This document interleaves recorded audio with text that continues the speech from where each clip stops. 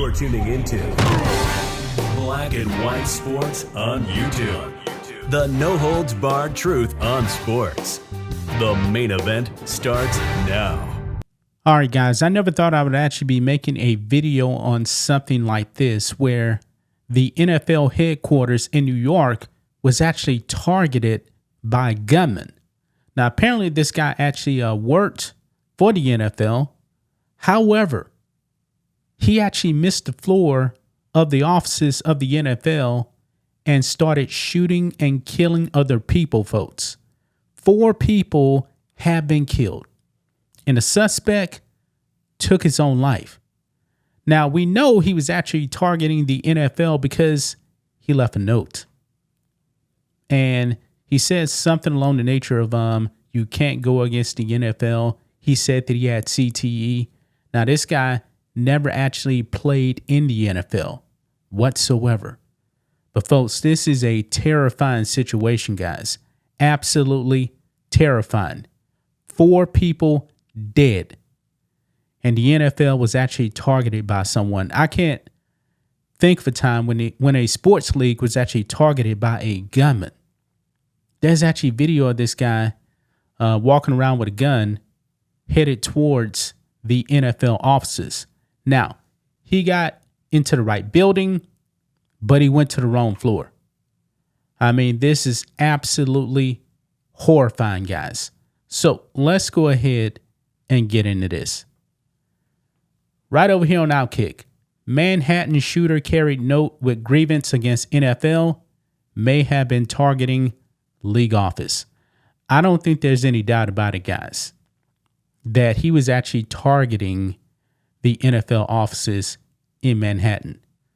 Says here, the 27-year-old man who killed 4 people at a Manhattan office building on Monday before killing himself carried a note that suggested he had grievances against the NFL linked to his own CTE, according to multiple reports citing police sources. Now, guys, there's no evidence that he actually has CTE. First of all, CTE can't be diagnosed while you're still alive. You just can't. Anyway, it says a note, which is being called a suicide note by authorities, was found on Devin Tamara's body. In it, Tamara claimed to suffer from CTE, a degenerative brain disease linked to repeated blows to the head and concussions. Tamara asked that his brain be studied according to reports.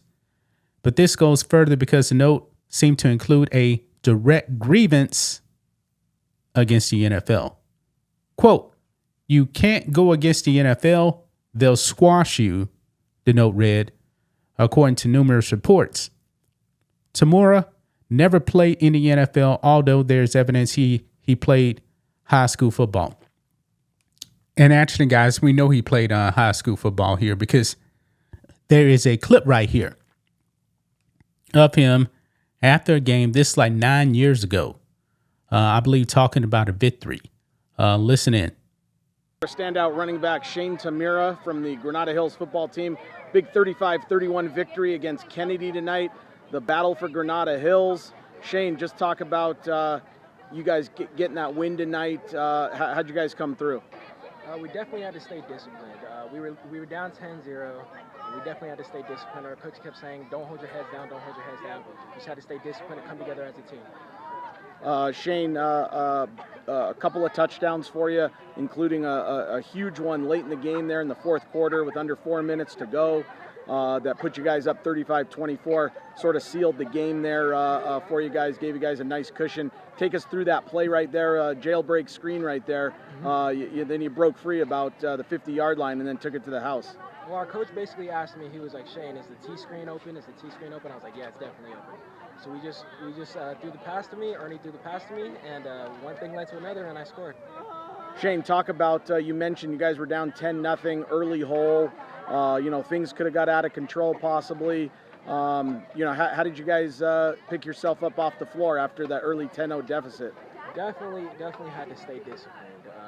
Our coaches kept telling us, don't hold your heads down. It's just the first half, or it's actually just the first quarter. We just had to keep playing, keep fighting through it, and just hold our heads up high, and then a good result's gonna come.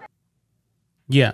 So right there, guys, he did play football. Now, this is a more current photo of him right here. And by the way, CNN, they got destroyed, guys, because, CNN wants to blame pretty much every violent crime on white people. And look here, CNN anchor Aaron Burnett flamed for saying NYC shooter Shane Tamora was possibly white. Yeah, and he's not white. Now, I do believe I actually said that he was actually a league employee. That's what I heard, but I can't confirm that here. But anyway, right here, it does say Bloomberg, citing senior law enforcement officers, said the gunman was targeting the NFL office when he entered 345 Park Avenue, where the league offices are on the 5th, 6th, and 7th floors. But after shooting and killing multiple people in the lobby of the building, Tamura picked the wrong elevator bank, which took him instead to the 33rd floor, where he killed one woman and himself. It is unclear how the police could have known Tamura's true intentions in picking the floor, or that he made a mistake in choosing an elevator. What is known is that 4 people are dead, including one New York City police officer. Wow. New York City Police Commissioner Jessica Tisch told reporters during a news conference Monday night that the Las Vegas police shared with the NYPD information that Tamura had a documented mental health history. The NFL confirmed on Outkick early Tuesday that one NFL employee was seriously injured in a shooting spree.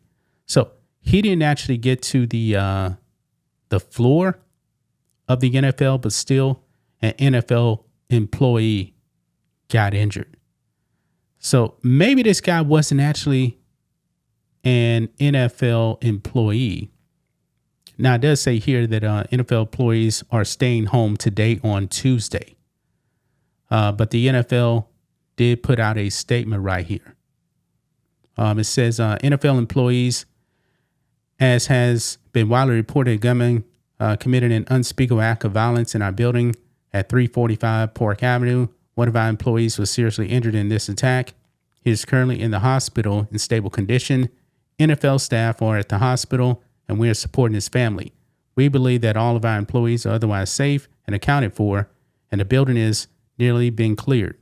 We're deeply grateful to the law enforcement officers who responded to this threat quickly and decisively, and to Officer Islam, who gave his life to protect others. Please continue to pay close attention to GSOC notices for all available emergency information.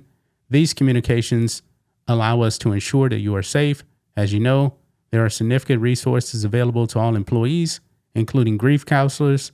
Shortly, HR will send you more information on the available resources and how to take advantage of them. Those based in New York should work remotely tomorrow. It is understandable if you prefer to take the day off. There will be an increased security presence at 345 Park Avenue in the days and weeks to come.